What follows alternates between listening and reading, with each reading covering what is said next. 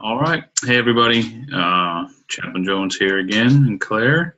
And this week we're talking about probably one of the most important topics we can talk about, and that's finances. So if anybody else joins in live here, we'll welcome them, but we're going to go ahead and get started. So there's kind of a common myth or a common concept out there that many marriages fall apart because of financial issues. And at least in my time, I've seen in the research, a little bit of research that I've done, it's financial issues really boil down to communication issues. It's not so much arguing about money as it is not being able to talk about where your money's going. So that's the first thing to understand, is it's really about communication. And from a real practical standpoint, when we have in seasons of our life, we haven't done this for all 13 years, which, by the way, we had our 13th anniversary a few days ago, so happy anniversary again, babe. But in seasons of our life when we've been trying to figure out our finances or trying to figure out schedules or things have been chaotic, one of the best pieces of advice that we received was to have a weekly business meeting. And what I mean by a business meeting is what will happen is a lot of times, and I'll speak to us, and it's not always this way, but for our marriage it was this way. Claire has handled our finances for a good part of our marriage, and I don't want to focus today on like how to become a millionaire or anything like that, because we are not the best when it comes to managing finances. We don't always stick to our budget, although we try. We don't always get to where we want to be financially, or we haven't gotten there yet, for sure. So this isn't so much about managing your finances. There's a ton of good resources out there on the base or around the base that you can go to, and we'll talk about a couple of those at the end. But so today is really about how do you establish a similar a common concept of finances within your marriage. That's kind of what we're going for. So it starts with communication. I say all that. So the business meeting. The practical standpoint of that is what happens is early in our marriage, Claire was handling our finances, and I would come home from work, as we've talked about before, and just want to decompress. And Claire's been messing with the budget all day, or trying to figure out how we're going to buy groceries or how we're going to pay the light bill, especially early on in our marriage when we weren't making a lot of money. And she's been thinking about that all day, or maybe for 3 days, or maybe she's tried to talk to me about it every night for the last 3 nights, but I'm too tired or don't want to talk about it tonight, or the baseball game's on, or whatever's going on. So I get home that night and she's been thinking about it and trying to figure it out all day. And, can we talk about this budget thing? And of course I'm walking in the door, and we've talked about this before, and I'm going, I don't want to talk about this right now. And she's going to say, of course, we've got to talk about this. I've got to pay the light bill, and I need to know how we're going to do it. And I'm going, this isn't the time. I don't want to talk about this. I just got back from work, and it's been a rough day at work, and woe is me, and blah, blah, blah.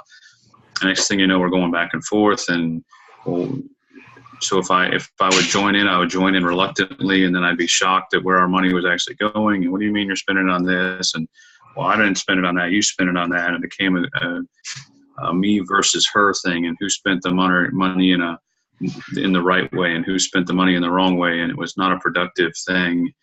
And when you're in that situation, you never resolve it. At least we've found in a lot of marriages. In our marriage, we never resolved it, and so it was every day, hey, we got to fix this. We got to fix this. And one or the other of us would kind of go, I don't want to talk about it right now. This isn't the right time. This isn't the right time. And so what we did to resolve this, and this was not our idea, this was an idea we got from another couple, but or from a book, maybe Kevin Lehman, I don't remember, but was to have a weekly business meeting. And what this is a time that you set aside to specifically talk about the kind of logistics. Hello. Sorry. The logistics. Goodbye.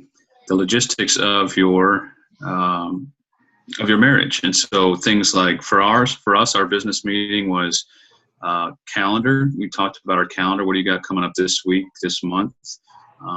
Make sure that she's tracking everything and that I'm tracking everything. Hey, we're having the Millers over on Wednesday night, and it's not Wednesday and I'm on my way home and she's telling me about it. She told me about it a week ago. so that I'm not surprised when the Millers show up at our doorstep and I want peace and quiet.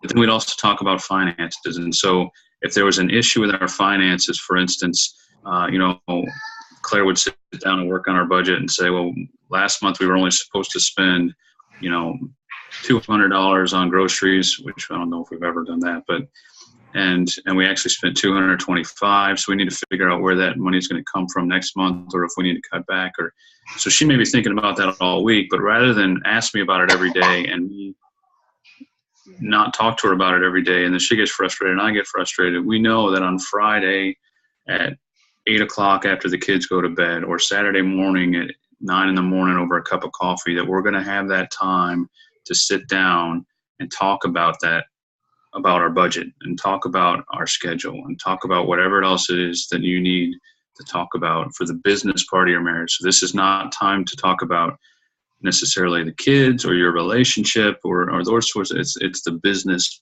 part of your relationship. And what this does is it gives Claire that freedom to know that I'm not going to keep rejecting her desire to talk about our finances, because she knows we're going to talk about it on Saturday morning. And it gives me the freedom to be able to say, I'm really tired. If she does want to talk to me about something on Tuesday and says, hey, we got to figure out how we're going to pay the light bill. I can say, is it an emergency? Is it something we need to talk about now? Or can it wait for our business meeting? And then that helps. Hey, how are you? Hi. That helps us figure out, helps me to figure out, is this something that is an emergency that we need to address right away, or is it really something that we can wait until our business meeting, so to speak? And that really helps with your communication piece, because now you're not worried all week. Right. Claire's not worried all week about that finance, about how we're going to pay the light bill. She knows that we're going to talk about it on Saturday morning. But she also has the freedom, and not that she needs the freedom, but she has the freedom to bring stuff up to me throughout the week as well, if it is something that needs to be addressed right away. We don't do this all the time. We don't do this right now. We've done this for seasons of our lives where we needed a little more organization and needed to figure things out. Probably once I get back, we'll probably do this again, so that we can kind of get our finances straightened out and get our schedule straightened out and all those sorts of things, and get back into the rhythm of life a little bit. So that's a big piece with the finance piece, is having that business meeting where you can talk about it in that time frame, that hour-long, 2-hour-long block, and you have that time to talk about it. Now, the key with that, usually there's one or the other of you who is kind of the more stringent, disciplined financial person in your marriage, usually. And so the key with that is that if you have that business meeting, save it for the business meeting. Like, don't bring it up every single day and don't talk about it. If you have an emergency, if you've got something you need to talk about, obviously bring that up.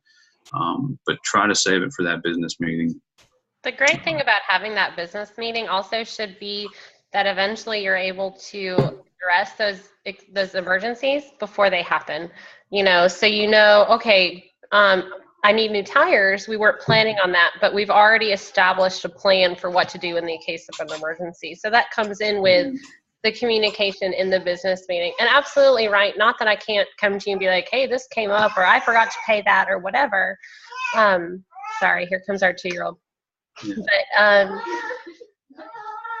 But also that then it's not just kind of hanging over us all the time, where I feel like, I'm not getting the answers I need, or that I keep bugging you. Yeah. Girls, please keep him content for about 15 more minutes. Well, then change the movie.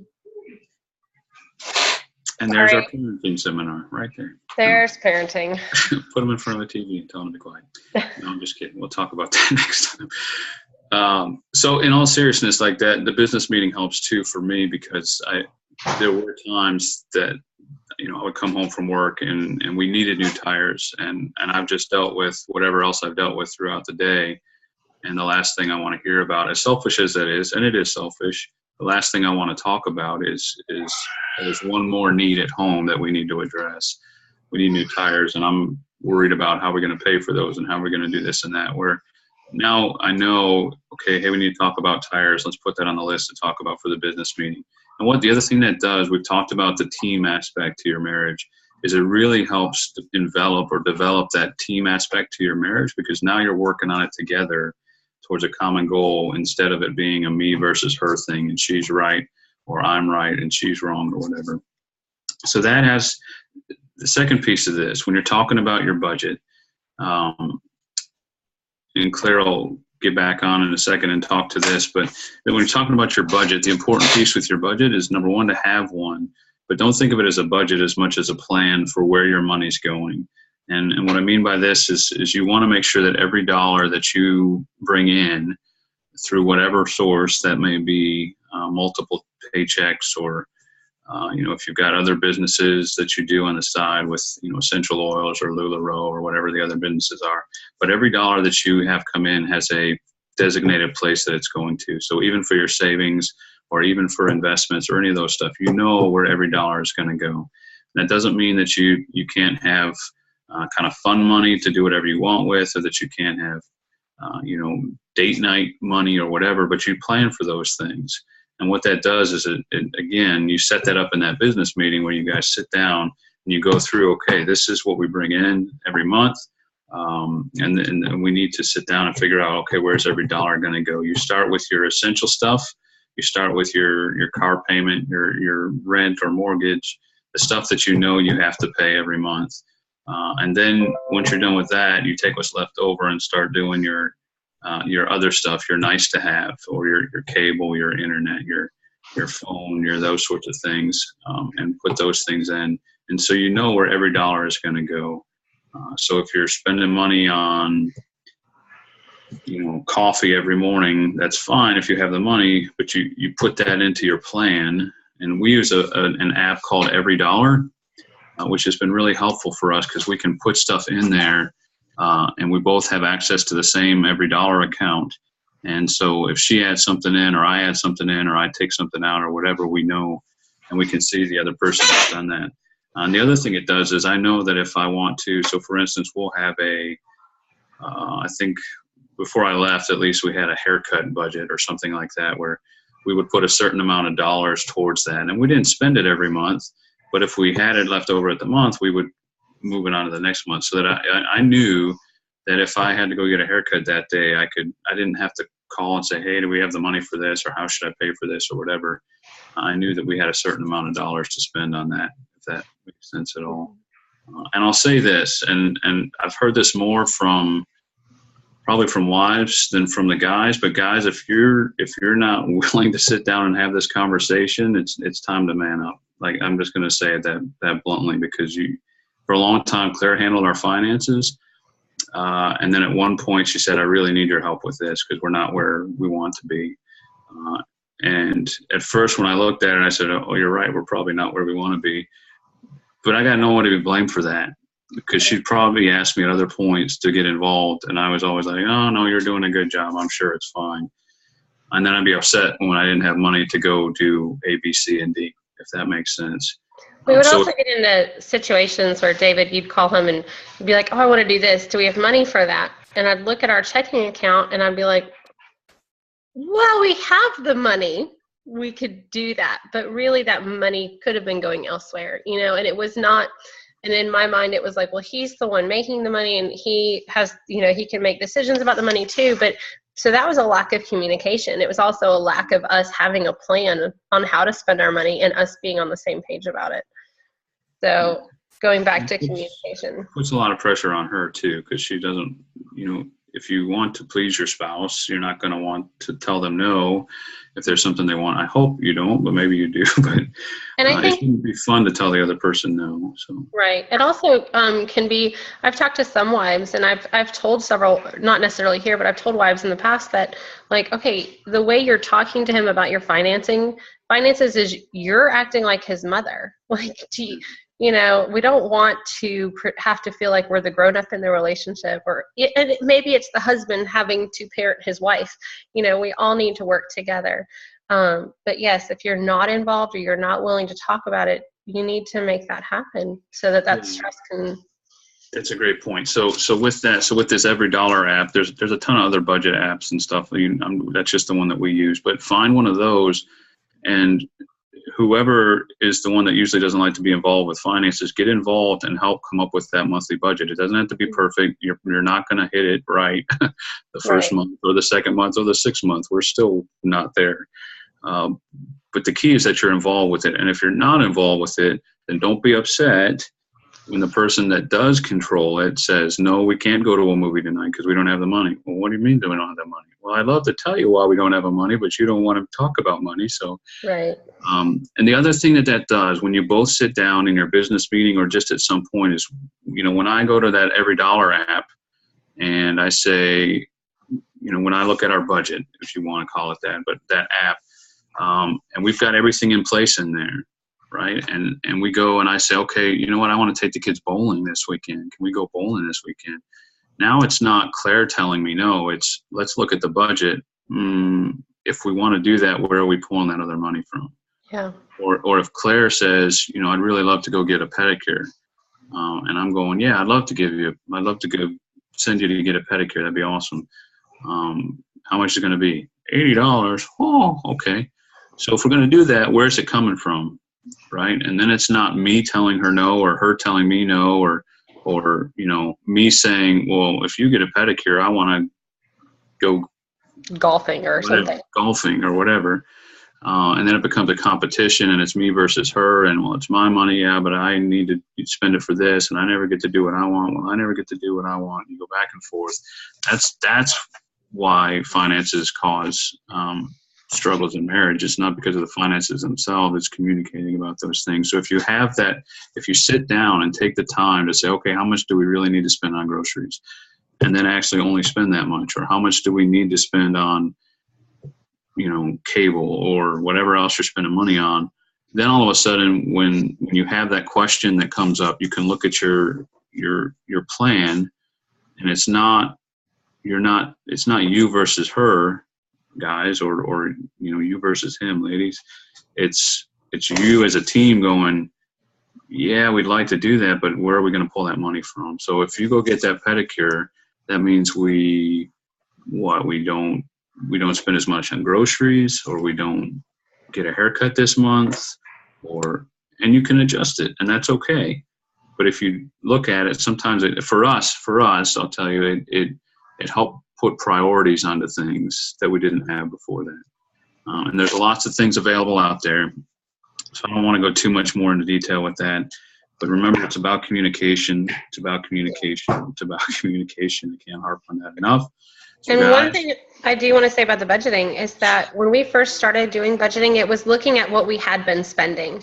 Well, these are all of our bills and how much we've been spending. And we were just going off of what we were doing, and we didn't get anywhere. It was like we kept turning our wheels. And then we learned from a budgeting tool, like, for example, Navy Marine Corps Relief Society. Okay, I'll help you in just a minute. They will help you put together your budget. So they'll give you recommendations. This is how much you should be spending on utilities every month. Your car payment should not exceed this percentage of your income. And that was good for me to see, oh, maybe I really am overspending on the grocery budget, because there is an average number for how much it should cost to feed a person for a month. Like, it's out there. There is information available to help you. So I would recommend getting yourself to one of those classes. Yeah. And so with that, it's just like marriage counseling that we push. I think every video we've done, we try to push this. But if you wait until you're in the midst of the hurricane for marriage counseling, it's very, very difficult to fix. And it's the same thing with finances. Mm-hmm. If you can go, coming back from a deployment's a great time because everything's kind of fresh and new. You're reestablishing those relationships. Hey, let's go sit down with somebody at Navy Marine Corps Relief Society. And have them help us with a budget so that you don't need Navy Marine Corps Relief Society right in a month or 6 months. And that'll help a lot, I think. Again, we are not financial experts. We are definitely not where we want to be. We've got credit card debt, so we're not going to sit here and try to pretend and blow smoke and this is exactly what you got to do, because we're still wrestling through it. But what I love of probably in the last really year or two is that we're on the same page financially for the first time in a long time, I think. Yes. And I say that because I actually know what's going on in our finances now for the first time in probably 10 years, because Claire has always handled it. But that's not really fair to ask her to do that by herself. So it's about communication. go talk to a counselor before you're off the deep end in terms of debt or finances. And if you are already off the deep end, then definitely get in and talk to somebody that knows what they're talking about. The third thing is every dollar has a place, which we've kind of already talked about. So find a way to figure out where you're putting those dollars and then stick to that, which is the hard part. The discipline of that is the struggle and the challenging part. And last, I'll say this, and this comes from our faith-based perspective, I guess. So everybody's got different opinions of this, but as a pastor, I think that you and your wife are one. And if you're willing to share wedding rings and share everything that comes along with that, you should be willing to share your finances. This is me talking. This is not the Chaplain Corps. This is not the United States Navy. This is me. I have a pastor, in fact, that will not marry a couple if they're not willing to share, have a joint bank account, because he takes it that seriously. And so, and again, it's not about the money. It's not about who's spending what. It's about that communication piece and that trust piece. And so if one of you has been managing the finances and the other one hasn't, whatever the situation is there, I would encourage you to make it happen so that you're both know what's going on and you're on the same page. That doesn't mean one's not. Claire is way more involved with our finances right now than I am, because she's dealing with most of the burden of spending the money in terms of groceries and all those other things. I'm not home. And so when I'm deployed, I have an allowance, and you can call that what you want, but she didn't say that. I asked for that so that she wouldn't have to worry about me going out and getting $5 for a haircut or getting $10 to have a beer with the guys, or I have whatever it is. I don't even know what it is right now, $50 or something a month, or a paycheck or whatever it is. I don't really spend that much, but I know that it's there. And I know, and that helps me kind of curb that. And so I don't go outside of that. And if I need to go outside of that, then I talk to Claire about it ahead of time. So anyway, we're almost done with deployment. So that part. Well, but I think that is really important. It was really good for us to have that set up for several reasons. There was no more like one deployment. It was, he would message me and be like, hey, I've got this thing out this weekend, and if I didn't get back to him, of course, we always had money he could spend in some capacity, but just making sure that he knew where it was and that I hadn't paid all of our bills just the day before. We were really tight for cash for a few weeks. And the other thing about it is that he's not over there spending a lot of money that we can't afford for him to spend. That he has his own, and it's deposited every month. I have it set up that he always has that those funds coming to his account for his debit card. And it also safeguarded us because he's not using our everyday checking account around the world. And so I don't worry quite as much about fraud. I don't quite worry as much. If they get a hold of his debit card, they can get like a maximum of $50. Like it's not, I don't have to worry about them getting access to all of our account information. That's a great point. And that's an after action maybe for you guys for next deployment. Yes. Because that was very helpful to know that, like, I could use this debit card at an ATM and not worry that somebody's going to steal my information or whatever, because there's not a whole lot there to steal in my allowance account. So, and there's been times when he's been home, and I do spend the majority of our money every month by, knowing when the bills go out and buying groceries for 7 of us and paying the electricity bill. I mean, I do spend the majority of the money. So there have been times when he's been home and he knows, okay, he can spend $100. And I also have had a fund for my spending aside from the main groceries and things, my own fund money. And so that has been good for him to always know, okay, if I want to get Wendy's today, that's great, but I can't get Wendy's 5 days a week this week, because not that you would, but you know what I mean? You might. But having that amount that I'm allotted that I can hit Starbucks and not feel bad, or grab a soda at the checkout line, which I didn't realize how often I did that until David mentioned it to me, and a few years ago. But we all have those things. So it is good. It does sound like an allowance, but I also don't want us to always feel like we have to ask each other permission to spend anything. And to me, it's not an allowance thing. It's it's a peace. It gives us more peace in our home. Like that's the reality of it, is it gives us more peace in our home. We're not fighting about, I don't know that we've had in our 13 years more than one or two arguments about finance. Yeah. But part of that is we've always been on a fairly similar page as far as where we want to go and what we want to do. And I do have a girlfriend. It does help. I have a girlfriend that she had it in her mind that she was buying special food at the grocery store for her husband to pack his lunch. So she had stocked the refrigerator with stuff for his lunch to take to work. And she noticed that some of it was disappearing, but not as much was getting used as she expected. She went to his office one day and found all the wrappers from the fast food that he had been grabbing all week. And that caused a big fight in his workspace because it was very upsetting. You know, that's finances. That's extra money toward the vacation they had been saving up for. And because of a lack of communication. But if she had known, like if he had just said, listen, I want to eat out more. I would like to do that. Then they could have communicated to make that work in their budget. Instead of hurting feelings later. I just wanted to throw that scenario out there. That there are healthy ways to do it. Yeah, and so there's a couple good resources out there that we want to finish up with just to talk about with that and to help with that sort of a scenario. One is the Every Dollar app. It's made by Dave Ramsey's company, and Dave Ramsey would be the second resource. If you look up Dave Ramsey or Financial Peace University, if you ever have an opportunity to do that, it's fantastic.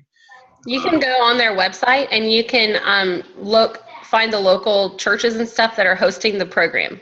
And it is a one-time fee that's expensive. It's almost $100, but we did it 9 years ago and we still have access to all the tools and resources it's a lifetime membership, and we can retake the class anytime for free since we've paid once. Yeah. So there's that. So the Every Dollar app is very helpful. It's a little time consuming to get it started the first time. But then after that, it automatically shifts your budget to the next month, and you can add and take away fairly easily. And again, it's an app, so when you're at the store or whatever, you can do that. Another one that some friends of ours have used for a long time is an app called Envelopes, and that starts with the letter M, like Mike. Envelopes, which kind of does a similar thing. It basically, you have a place for every dollar that you make. You put it into an envelope, and then what's kind of neat about that is you separate everything. So if you have a grocery budget of $400 or whatever for the month, we have 5 kids, so our grocery budget is pretty high. So if it's $400 for the month, it electronically puts that money into an envelope, and then when you go to the store and you're at the grocery store, you can put into that or take money electronically out of that envelope, but it helps you understand like how much money you have left. The way that they used to do this was to actually you cash out your entire check and you actually use physical envelopes. Obviously there's a lot of reasons that may not be the best idea now, but for some people that still works. But so now this does electronically. And then third, I would say fourth, I don't know, whatever it is. I would say, Navy Marine Corps Relief Society. One, if you're in financial trouble, they may have resources to help, but even if you're not, especially for you guys that have had babies over this deployment, they have a great budget for baby workshop that you can take, and you get a free so much free stuff, like $200 worth of free stuff through them. And I've used Navy Marine Corps Relief Society multiple times as a chaplain and also as a young enlisted guy. There was a time that I blew out my engine and had to get home for something, and they were able to help me get a loan to get a new engine in my car. Anyway, it's very near and dear to my heart. I like them a lot.